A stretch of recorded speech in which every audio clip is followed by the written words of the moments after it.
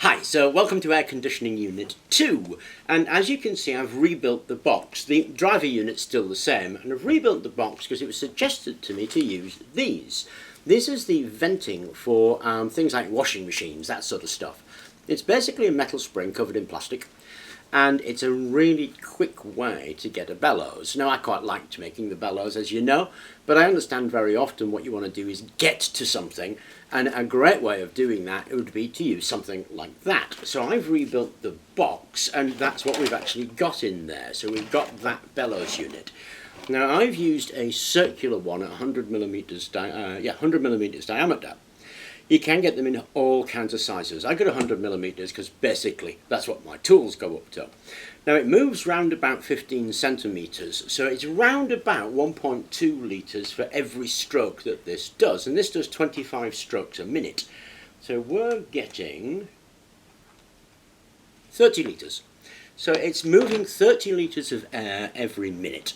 If we multiply that by an hour, we know what the hourly air transfer rate is. Now when you think about an air conditioning unit, what you have really is a heat exchanger at the front, and you have a fan that's blowing the air across that exchanger. Now that exchanger can be set hot or cold, obviously, because in the summer you want it blowing cold air, and in the winter you want it blowing hot air. That heat exchanger is essentially a radiator filled with the fluid. The fluid then gets transferred to the other side, recompressed, and that gives out the heat back into the outside environment, hopefully, unless it's a mobile one and it's actually in your house, in which case you get a bit of this you dangle out the window. And that is what an air conditioner is. Now, a core element of the air conditioner is the fan and the volume of air that it can shift. The other core is the method that you use. Now, people can be quite purist about this, which is kind of cool, but not really me. And they say that if you don't have a compressor and a heat exchanger, you don't have air conditioning. I disagree. I think if you're altering that air in whatever way to make it comfortable for you, then you're conditioning that air, and the machine that you're using to do it is an air conditioner. If you want to make it so that it looks more like an air conditioner unit, it's more than possible. Here we're looking at various alternatives because we're looking to condition the air. Now, obviously what we've got here is essentially an air pump. As this thing rotates and forces the air back out, if we did something as simple as hang an icy blanket over it, the water would pass over the icy blanket, evaporate it, and blow cold air. That's an air conditioner, and it would be a really simple thing to do. Just hang a wet blanket over the front end of that and you would be complete. You'll have a cooling unit. Now I happen to have this thing, which is the radiator pulled from a car AC. I have an old car outside. I wanted the blower fan to make a wind turbine, and this came along with it. And I thought it was absolutely awesome. So what I'm going to do, basically, is stick that radiator in front of my outlet. Now the air will blow across that radiator, cool it, and we'll get cold air out. Now obviously the radiator will then get warm. So the plan is to fill this radiator with cold water. Good enough.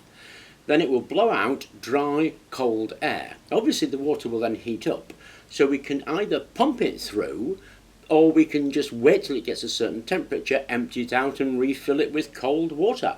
So there's a number of options, again, you can do with that. Now I was talking to a friend actually, and he was saying that what he was doing was digging a big hole, sticking the stuff, his pipes in the ground, below the frost level where he got a constant 55 degrees Fahrenheit. Awesome idea. I mean, that's a heat pump, and that is energy cost of that is literally the pumping cost. So it's the pump cost to move the water around and the cost to run this thing. Now this thing, shifting that many litres per minute, actually runs at 12 volts, and it uses 0.05 of an amp. So it's 0.6 of a watt to move that amount of air around. So we're using a tremendously low amount of energy. Now, this is sized just because it's what I have available to me. I don't actually know how much air that this particular thing can run, but I've obviously made this better. So here we've got a linear bearing which takes up all that wobble. We've got a longer rod that was suggested to me.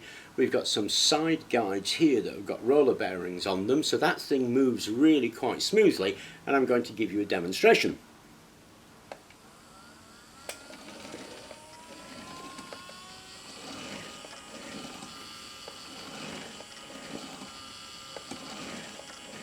I think it's hypnotic actually, I really do.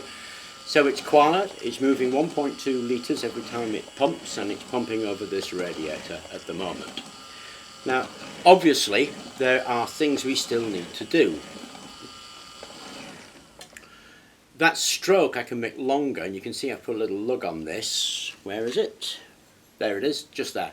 Little lug on there with that aluminium welding technique we found recently, and that will extend my arm by another centimetre, so I'll get another 2 centimetres of movement, so we'll get more volume of air pushed through. Now what's that's doing at the moment, because there's only one big opening here, is it's sucking the air in and blowing it back out again from the same point.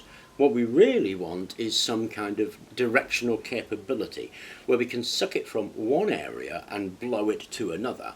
Now that's not too challenging. What we actually need is to make a valve box, which is I'm going to make. Now another option you've got on that is we could put a valve out here and then at the back a valve in. So you don't really need a valve box, you could actually just put it on the back. So when it pulls back like that, that valve will open, taking the air from back here, or if you encased that wherever you ducted it from. When it goes there, that valve will close, this one will open, and the air will be forced out in that direction. So we could just put a valve on the back and on the front, and we would get that. I don't want to do that. I've built this thing, and I don't want to do that change right now, so I'm going to put a valve box on the front here that will be directional for its airflow. And the valve box is really just 2 flap valves made identically. So what we're going to do now is make some flap valves. Okay, so here's what the flap valve actually looks like when it's complete. Now it's made out of 4 components. We have the actual hole that everything goes through, and then there's a small spacer. That's all held together with a little flat bar at the back. So we get the flat bar, the spacer, and then the hole that the air is going to go through. What we do with that is put a circle of neoprene rubber on it, and then we have this final disc that goes at the top like that. We put a bolt through the whole thing, and it's finished. Now what happens is that when the air is trying to go this direction, that rubber is pressed against that faceplate and the valve is closed. But when the air tries to come from that direction, it forces its way past the rubber and opens up a little air gap. And the air, I don't know if you can see that there, the air can pass through that gap and get out. So that valve works in only one direction, and that's that direction there. Now there's a load of ways to make this. I mean, I made this because I had neoprene rubber, but if you don't have some neoprene rubber, what you can do is just take your faceplate and with this stuff, which is draft excluder. It comes in a number of formats. This is the E format, you can get it in P, and you put your draft excluder all the way round like that, so that you've got draft excluder around there. Then you cut a disc slightly bigger than your draft excluder and pop it on the top. You still have your back bar, and you still have your spacer, and you have your bigger disc that, remember, that would cover your seal. You have your bigger disc arranged there. But you don't tighten the whole thing down. What you do is you put a little spring on here. It's a very light spring. So when the air tries to come that way, it opens the valve against the spring. When the air is turned off, the valve closes, and if the air tries to come in that way, it keeps closed. So that would be a spring-loaded valve. It's very similar to a ball valve, actually. Instead of having a disc like this, a ball valve just has a ball. So the aperture, which this area here is normally much smaller, the ball will sit on an O-ring and it'll have a little spring behind it to control it in the same way that this is controlled.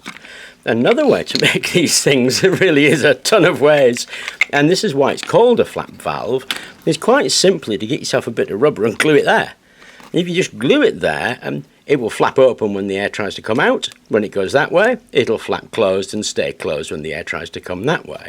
We've just upgraded a little bit by doing that, but essentially that's how you make the valves.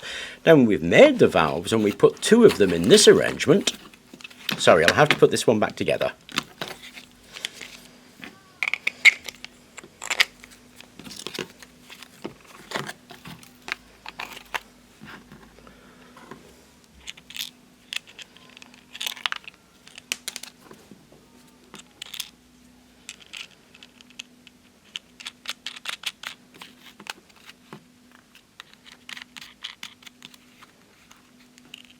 There, we've got 2 of them. Remember, the air can only flow that direction. and we put two of them like that, then the air, as I say, can only flow in that direction, and that's that direction. So if we have our pump sitting here, the pump air can come out but only go that way.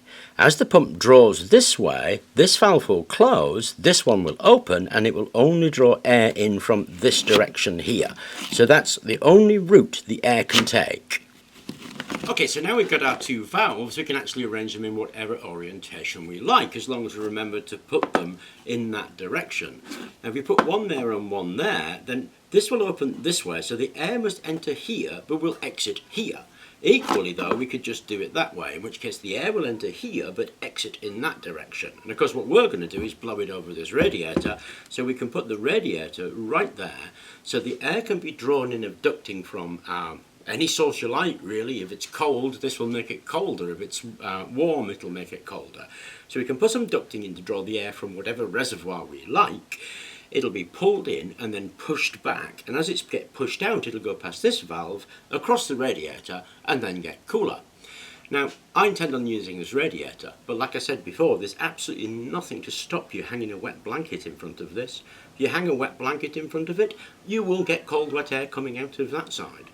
You could just direct that air outstream over a bucket of ice. So if you have a bucket of ice and you put the airstream across, it'll push the air across the ice and the air will get cooler. Purists will tell you that's not air conditioning. As I say, I disagree. But we are looking at an air conditioning system here, because here what we're going to do, this is a heat exchanger. The warm air will pass across here and get colder, but this will get warmer. And what we have to do is take this somewhere else to make it colder again. So now we've got the valves, we can direct it anywhere we want. And these valves I quite like. They're simple to construct, but they're actually relatively robust. But they're easy to modify, should you wish to as well, by doing things like springs, all that sort of stuff, a spring and some sealant.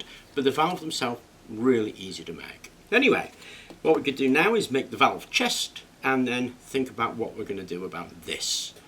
I hope you enjoyed the video, and thank you very much for watching.